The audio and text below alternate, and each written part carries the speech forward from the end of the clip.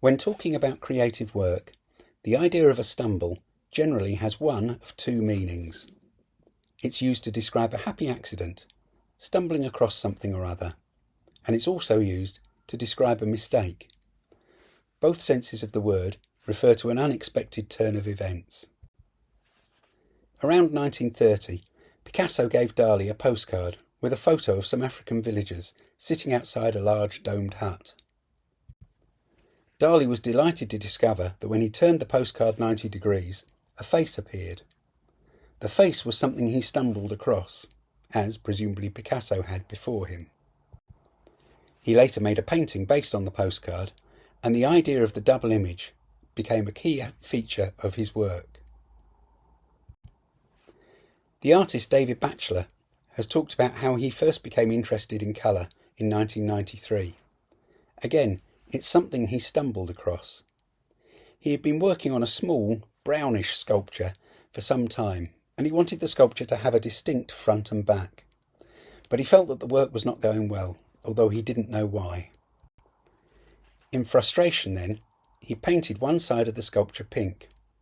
Not because he thought it should be pink, but in order to force the issue and push himself to a different kind of solution.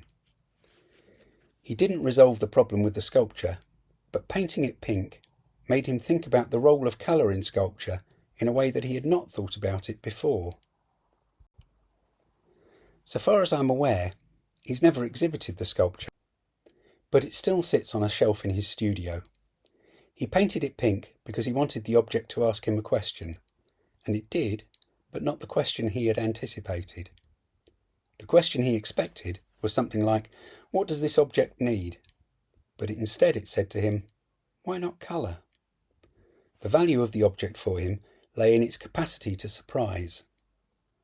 Thinking about the object sent Batchelor's practice off in a completely new direction, so it has had a profound effect on his art. A stumble can also be used to refer to a mistake or a bungled action. We mean to do one thing, but get it wrong and do something else by mistake.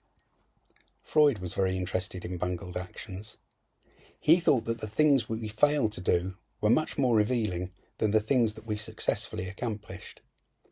For Freud, every time we forget someone's name, every time we lose our keys, every time we intend to say one thing and actually say another, a little bit of unconscious thought, a sliver of repressed desire, escapes into the real world. This is Freud's diagram, analysing one of his own stumbles. In this case, he had been trying to remember the name of an artist, Signorelli, but couldn't manage it. Instead, he thought of the names of two other artists, Botticelli and Boltraffio, although he knew neither of them were right. The diagram shows the link between Freud's seemingly random thoughts as he free associated while trying to recall the name. He was reminded of a trip he had made to Bosnia and Herzegovina, and of a conversation he had had there with another doctor. This doctor had told Freud about an elderly patient of his who had come to see him about some kind of sexual problem. Upon being told the diagnosis, which was not positive, the man said rather despairingly that if you couldn't have sex any longer, what was the point of life? His words are recorded on the diagram.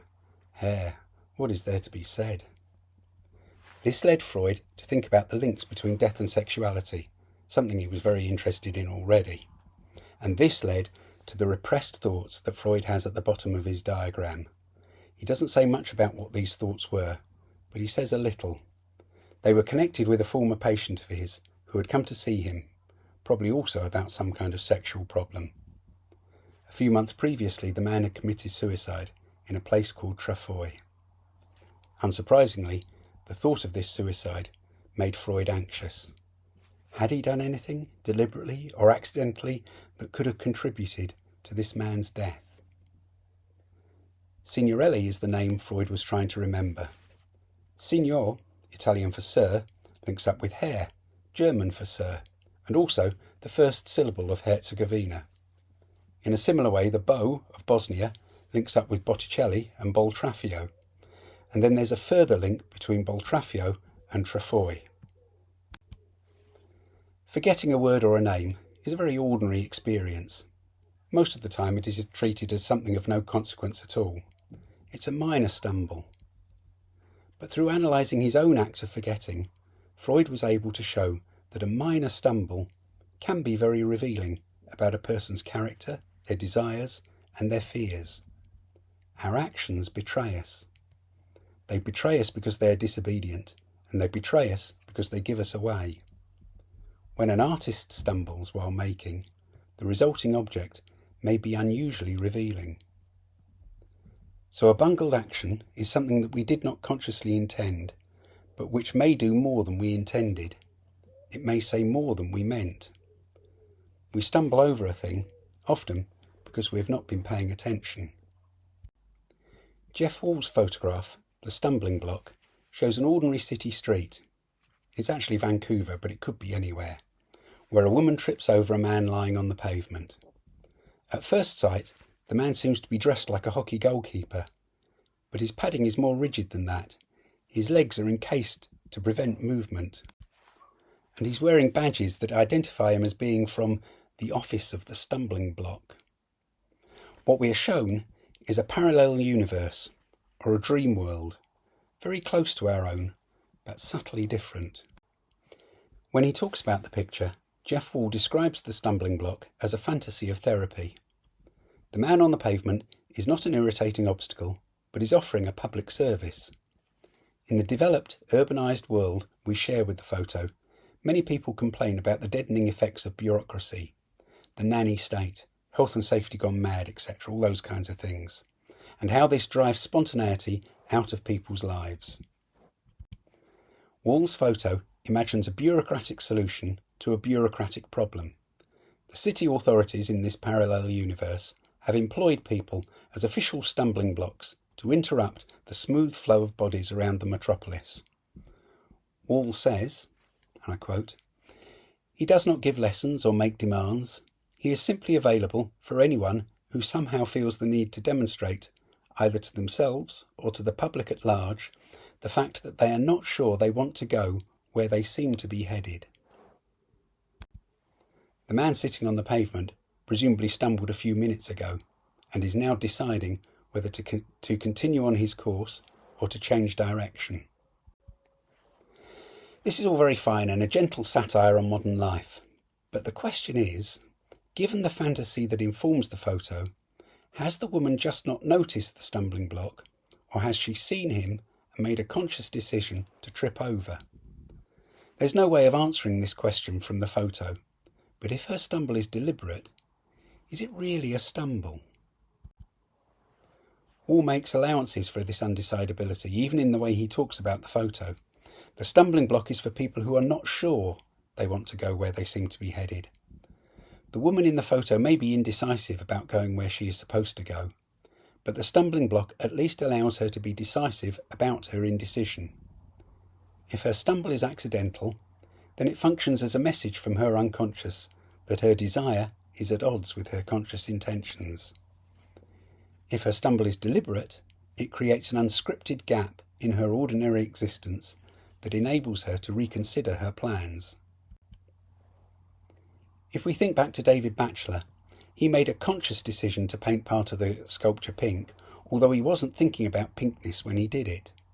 His stumble, if that's what it was partly deliberate, although the most fruitful aspect of it derived from the thing he wasn't thinking about, which was colour.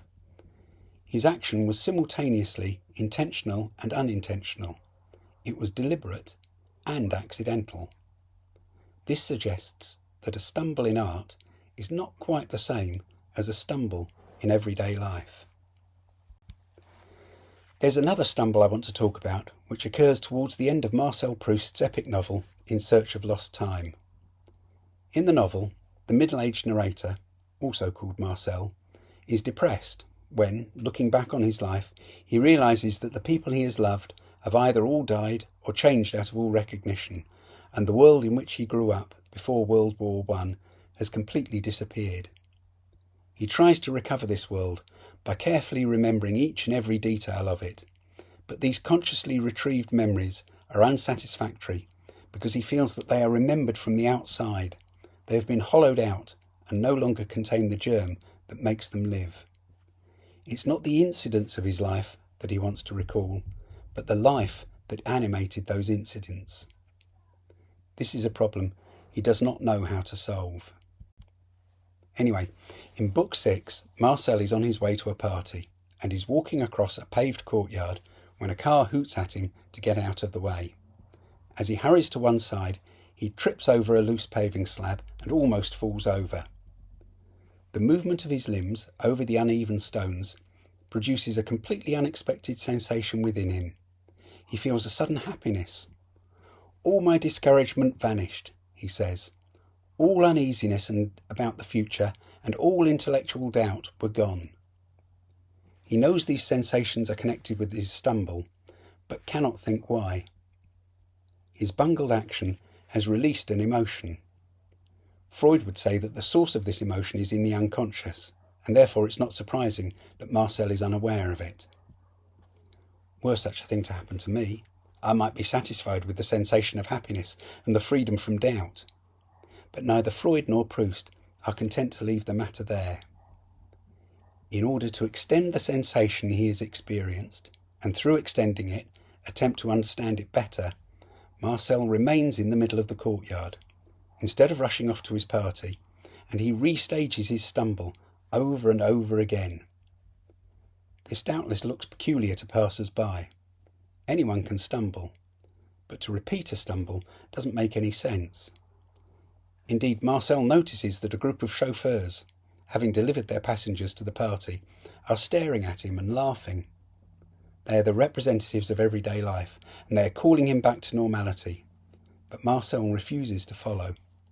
He continues in his senseless activity until all of a sudden he recognises the sensation. It is a physical experience he has had before, and a very particular one too. He comes to the realisation that he originally felt this sensation when walking over the uneven floor in the baptistry of San Marco in Venice. This is an involuntary memory. It's not something stored in his consciousness, but something unconscious. As Proust describes it, the memory is located in his body more than it is in his mind.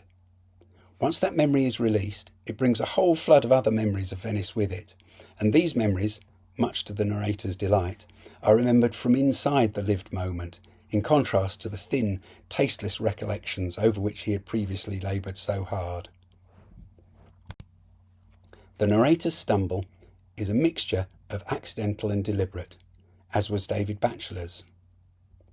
With Jeff Wall's photo, the situation is slightly different.